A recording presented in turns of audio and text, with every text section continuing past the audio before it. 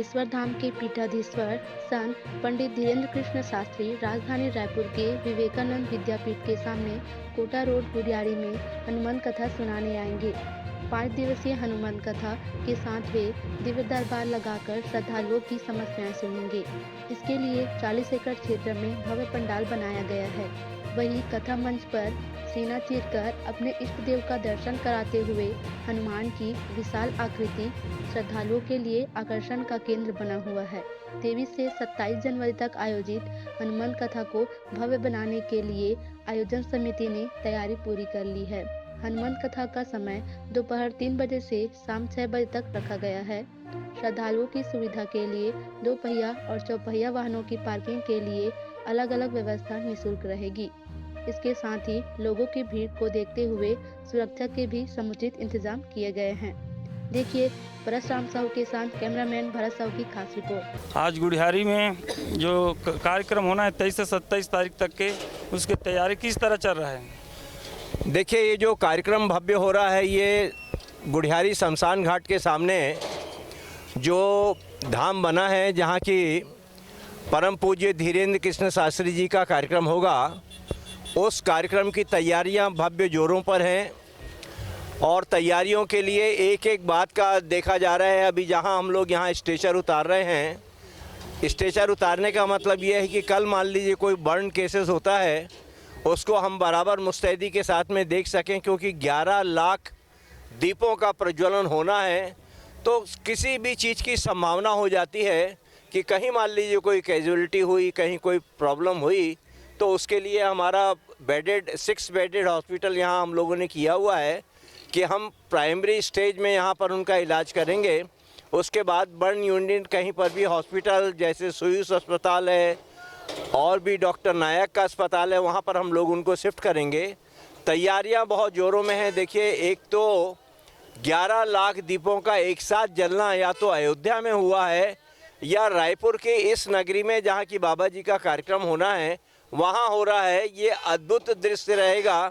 न सिर्फ दीपों का प्रज्वलन बल्कि आपका लेज़र शो, जैसा कि आपने अयोध्या में देखा है वैसा लेज़र शो का कार्यक्रम है। उसके बाद में जैसा WRS कॉलोनी के रावण दहन के समय आतिशबाजी होती है, उतनी भव्य आतिशबाजी जो है यहाँ पर होगी। उसके अलावा शाम को इसके साथ साथ यहाँ पर छत्तीसगढ़ी लोक कलाकारों का कार्यक्रम है। ये सारी की सारी चीज़ें जो हैं यहाँ पर होगी और अद्भुत होगा।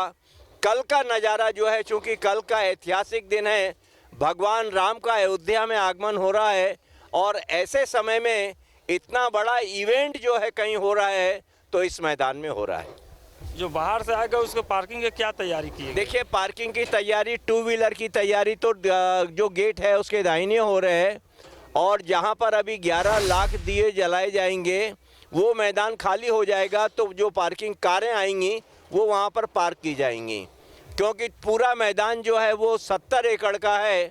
और जो तकलीफ़ें हमको पिछले समय हनुमान मंदिर में हुई थी वो तकलीफ़ें यहाँ बिल्कुल नहीं होंगी।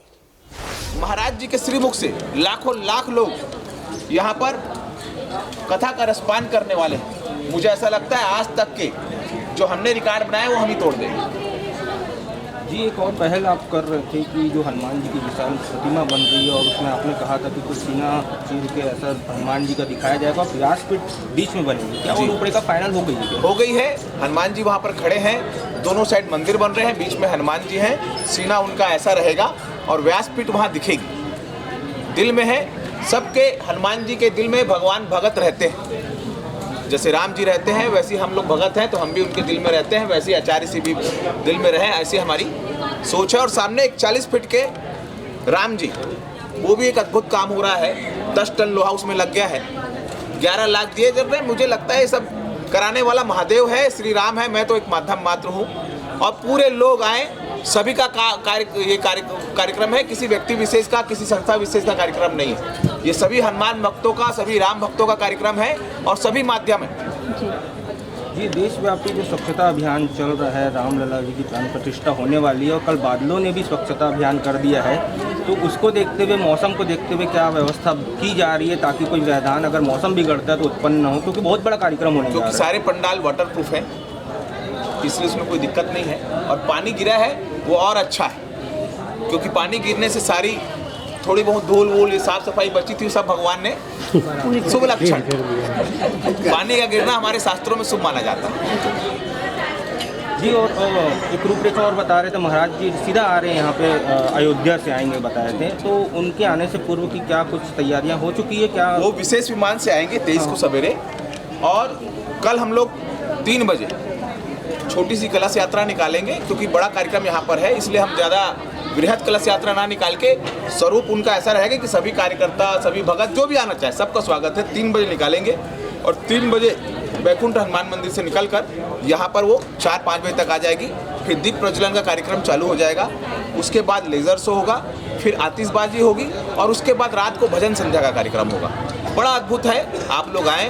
हम आपके परिवारों के लिए भी बैठने की व्यवस्था, एक मीडिया के लिए अलग से हम विभाग बनाएंगे, उस विभाग में आप लोगों को जितना सहयोग हो सके हम प्रयास करेंगे कि आपको सहयोग मिले।